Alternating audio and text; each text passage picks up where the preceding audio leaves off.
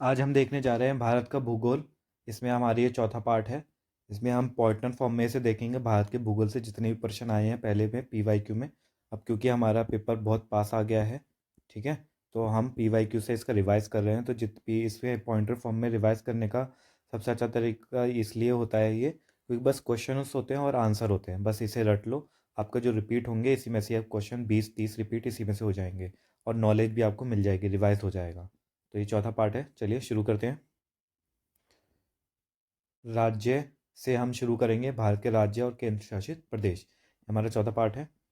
अब लातूर जिला है, लातूर जिला कहाँ का है? ये आपका महाराष्ट्र का, लातूर जिला महाराष्ट्र का है। विदर्भ, विदर्भ भी एक प्रादेशिक नाम है भारत में और ये अंग है आपका महाराष्ट्र का, न्यूज़ में भी रहता है विदर्भ। पाट अंचल, जो पाट अंचल है वो कहाँ पर अवस्थित है? वो झारखंड में अवस्थित है, पाट अंचल। फिर है झुमरी तलैया, ये रेडियो पर गीतों की फरमाइश के लिए प्रसिद्ध है, ये स्थित है आपका झारखंड में, झुमरी तलैया। कभी भी आपने सुना होगा अपनी लाइफ में तो झुमरी तलैया के नाम से, ये झारखंड में है। भारत का कोहिनूर किसे कहा जाता है? भारत का कोहिनूर कहा जाता है आंध्र प्रदेश को, आंध्र प्रदेश को भारत का कोहिनूर कहा जाता है। फिर मणिपुर का अधिकांश धरातल है, मणिपुर राज्य है हमारा, उसका जो अधिकांश धरातल किसका है? पर्वतीय है। मणिपुर में कुछ लोग लटकी हुई गाद, ठीक है, से बंधे अपतरण या वीड और सड़ती वनस्पति के तैरते हुए द्वीपों पर बने हुए मकानों में रहते हैं। इन द्वीपों को क्या कहते हैं? फूमडी, क्या बोला जाता है? फूमडी से बोला जाता है, ठीक है, फूमडी। ये आपका ये मणिपुर का के घर हैं यहाँ पर। और ये लटकी हुई गाद होती है, ऐसे इस पे जो वीड्स वगैरह या फिर वनस्पति होती है वो के तैरते हुए द्वीपों पर बने हुए मकानों में रहते हैं, तो इन द्वीपों को बोला जाता है फूमडी। अगला है, भारत में सिलिकॉन स्टेट के नाम से जाना जाता है कर्नाटक को, सिलिकॉन स्टेट कर्नाटक को जाना जाता है। और सिलिकॉन वैली जाना जाता है बेंगलुरु को, ठीक है। सिलिकॉन वैली, भारत में सिलिकॉन वैली जिसे कहते हैं वो बेंगलुरु को, ये तो हर किसी को पता है। और सिलिकॉन स्टेट हो गया कर्नाटक, क्योंकि कर्नाटक में बेंगलुरु है। अब सही सुल में लेते हैं, औरंगाबाद ये महाराष्ट्र में है, पालनपुर गुजरात में है, हुबली कर्नाटक में, गुंटूर जिला आंध्र प्रदेश में है। ये गुंटूर बहुत बार आ रखा है, इसे याद कर लेना। एक अगर एक भी याद रहेगा तो आप एलिमिनेट कर पाओगे, गुंटूर आंध्र प्रदेश।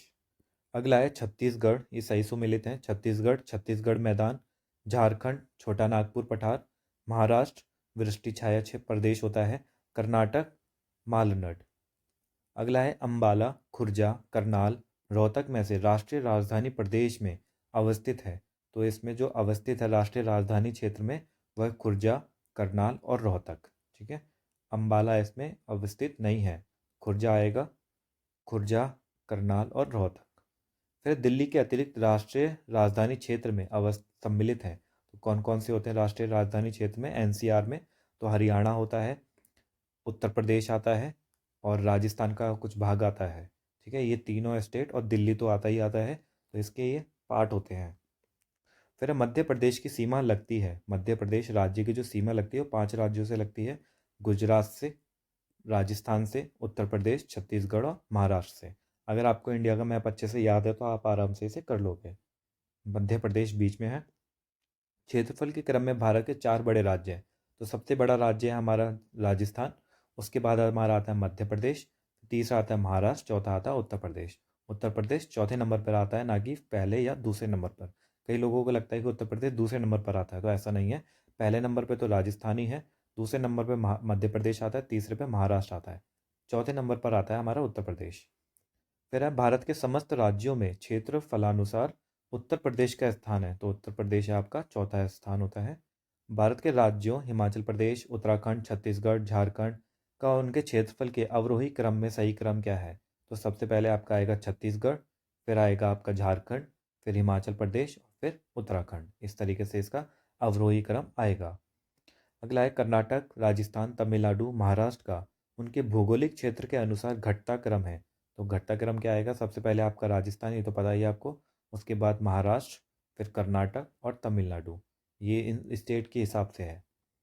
फिर उत्तर प्रदेश, मध्य प्रदेश, राजस्थान, उत्तराखंड राज्यों में से क्षेत्रफल में सबसे छोटा है, तो सबसे छोटा कौन सा है? उत्तराखंड है, ठीक है। मध्य प्रदेश भी बड़ा है, उत्तर प्रदेश भी बड़ा है, राजस्थान भी बड़ा है, ये तो सारे बड़े बड़े राज्य दे दिए जो 1 से 4 तक के होते हैं। और फिर उत्तराखंड ही बचा जो सबसे छोटा है। फिर भारत का लगभग 30% क्षेत्र 3 राज्यों में समाहित है, 3 राज्यों में ही समाहित है 30%।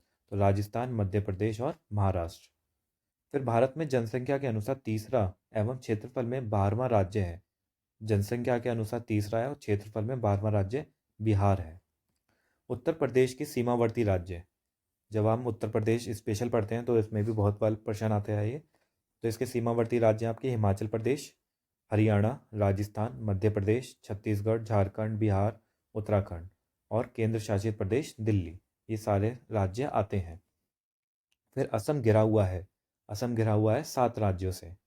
फिर महाराष्ट्र, बिहार, उड़ीसा, आंध्र प्रदेश में से छत्तीसगढ़ की सीमा उभयनिष्ठ नहीं है, तो छत्तीसगढ़ की सीमा किससे नहीं लगती? बिहार से नहीं लगती। फिर है दिल्ली, जोधपुर, नागपुर, बंगलुरु में से माध्य समुद्र तल से ऊंचाई अधिकतम है, तो समुद्र तल से ऊंचाई सबसे अधिक किसकी है? बंगलुरु की। फिर राजस्थान के मरु क्षेत्र के लिए सही क्रम है, जो मरु क्षेत्र है राजस्थान का, तो यह विश्व का सबसे घना बसा मरुस्थल है, इसलिए ऐसा बोला गया है सबसे घना बसा मरुस्थल, क्योंकि जो मरुस्थल होता है ना वो आमतौर पर उजड़ा हुआ इलाका होता है, वहाँ कोई रहता नहीं है। लेकिन जो हमारा जो भारत का मरुस्थल है वो पहले मरुस्थल नहीं था, उसकी कंडीशन ऐसे हो गई साल दर साल, इसलिए ऐसा मरुस्थल हो गया। ठीक है, तो ये इसलिए, और यहाँ पर लोग बहुत रहते हैं, तो आप जब जाओगे तो यहाँ बहुत सारे लोग मिल जाएंगे, इसलिए बोला गया है कि सबसे घना बसा मरुस्थल है। और यह लगभग 10,000 वर्ष पुराना है, जिसका कारण अत्यधिक मानवीय हस्तक्षेप रहा है। ठीक है, यहाँ केवल 40 से 60% क्षेत्र कृषि हेतु उपयुक्त है, और जिसका कारण भी क्या रहा है? मानवीय हस्तक्षेप। समझे, और ये 10,000 वर्ष पुराना है और ज़्यादा नहीं है। और इसका 40 से 60% क्षेत्र क्या है? 100% में से कृषि के हेतु उपयुक्त है। अब शुद्ध बोए गए क्षेत्र में वृद्धि के कारण चारागाह क्षेत्र के विस्तार पर कुप्रभाव पड़ा है, यानी जो चारागाह होता है जहाँ पर जीव वीव जो चारा वगैरह चरते हैं, तो उसका क्षेत्र कम हो गया है, क्योंकि यहाँ पर कृषि का स्थान ज़्यादा बढ़ रहा है। तो ये पहला हो गया, दूसरा हो गया और तीसरा हो गया। अगला है भारत का एक विशेष राज्य जो युक्त है इन विशेषताओं से। एक विशेष राज्य है जो इसकी विशेषताएं यहाँ बताई गई हैं, पहली, दूसरी, तीसरी। यह उसी अक्षांश पर स्थित है जो उत्तरी राजस्थान से होकर गुजरता है, उत्तरी राजस्थान से गुजरता है, उसी अक्षांश पर है। इसका 80% से अधिक क्षेत्र वन अवतरणांगत है, यानी वन के अंतर्गत है। फिर 12% से अधिक वनाच्छादित क्षेत्र इस राज्य के रक्षित क्षेत्र नेटवर्क के रूप में है। रक्षित क्षेत्र, तो ये कौन सा है? ये है आपका अरुणाचल प्रदेश। अरुणाचल प्रदेश की बात हो रही है। जब आप उत्तरी राजस्थान से ऐसे लेकर जाओगे तो इधर राजस्थान और इधर उत्तर अरुणाचल प्रदेश पड़ेगा। फिर है उत्तर पूर्वी राज्यों की 7 बहनों का भाग नहीं है, जो 7 बहनों के 7 स्टेट सिस्टर्स होती हैं, ये सिर्फ जो बच्चा 4th क्लास में होता है ना, उसमें भी इसको सिखाया जाता है। तो ये कौन सा इसमें भाग नहीं है? तो पश्चिम बंगाल, पश्चिम बंगाल इसमें आता नहीं है। तो 1953 में जब आंध्र राज्य एक अलग राज्य बना, तब उसकी राजधानी थी, जो आंध्र प्रदेश की राजधानी थी, कुर्नूल। जब आंध्र ये एक अलग राज्य बन गया था, उसकी राजधानी कुर्नूल थी। अगला है सबसे अधिक जिले हैं, तो सबसे अधिक जिले हमारे उत्तर प्रदेश में हैं। अब सोनभद्र जिले को स्पर्श करती है, सोनभद्र जिले को कौन स्पर्श करती है? तो ये से 4 राज्य स्पर्श करते हैं, बिहार, झारखंड, मध्य प्रदेश और छत्तीसगढ़ की सीमाएं।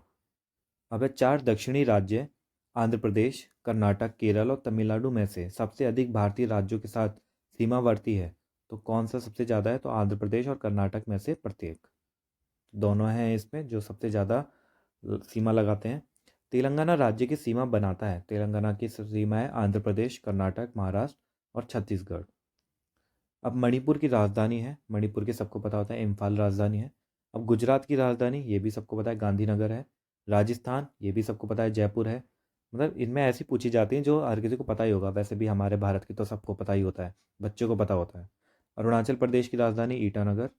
भारत के 29वें राज्य तेलंगाना की राजधानी है, वैसे तो अब 29वां नहीं रहा, ये पहले था, लेकिन अब 28 ही राज्य हैं। तो तेलंगाना की राजधानी क्या है? हैदराबाद। मिजोरम की राजधानी है आइजोल, ये भी सबको पता होता है, मिजोरम की आइजोल है। अब चंडीगढ़, भुवनेश्वर, बंगलुरु, गांधीनगर में से सुनियोजित राजधानी नगर नहीं है, तो राजधानी नगर कौन सा नहीं है? बंगलुरु, सुनियोजित। ठीक है, तो सुनियोजित राजधानी नगर नहीं है, वो है बंगलुरु।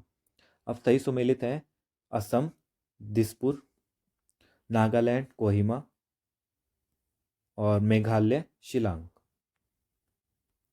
यहाँ पर सबकी राजधानी दी गई है, असम की दिसपुर, नागालैंड की कोहिमा और मेघालय की शिलांग, सभी की राजधानियाँ दी गई हैं। तो आपको पता चल गया होगा कि आपको पूरे 28 राज्य और 8 केंद्र शासित प्रदेश सभी की आपको राजधानियाँ याद कर लेनी है। अब हम आगे देखते हैं केंद्र शासित प्रदेश। पहला प्रश्न देखते हैं, भारत में केंद्र शासित राज्यों की संख्या है। केंद्र शासित जो राज्यों की संख्या है, ये 7 नहीं है, अब 8 है। ठीक है। भारत में सबसे बड़ा संघ राज्य है दिल्ली। भारत का सबसे छोटा केंद्र शासित क्षेत्र है लक्षद्वीप। पुडुचेरी का क्षेत्र विभाजित पाया जाता है। तो पुडुचेरी जो क्षेत्र है वो तमिलनाडु, केरल और आंध्र प्रदेश राज्यों में विभाजित होता है। ठीक है। पुडुचेरी का जो क्षेत्र होता है वो तमिलनाडु में फैला हुआ है, केरल में है और आंध्र प्रदेश में है। ये ध्यान रख लेना, इंपॉर्टेंट क्वेश्चन है। तमिलनाडु, केरल और आंध्र प्रदेश। अब त्रिपुरा, दमन दीप, लक्षद्वीप, पुडुचेरी में से केंद्र शासित क्षेत्र नहीं है। तो त्रिपुरा केंद्र शासित क्षेत्र नहीं है।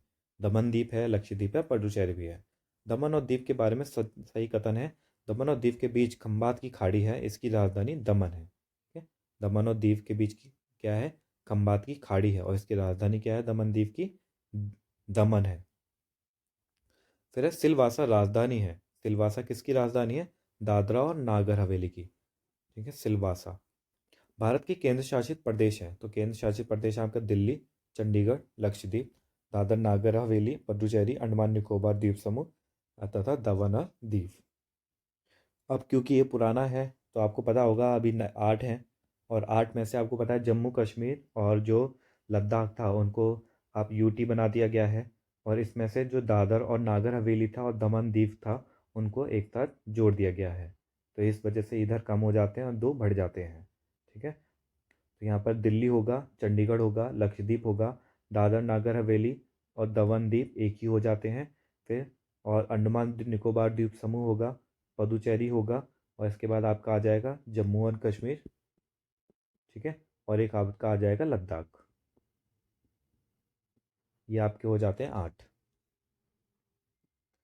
इस राज्य वाले पार्ट को यहीं ख़त्म करते हैं, इसे अगले पार्ट में कवर कर लेंगे, प्रजाति और जनजाति वाले को 5वें पार्ट में। तो चलिए मिलते हैं अगले पार्ट में, तब तक के लिए बाय बाय।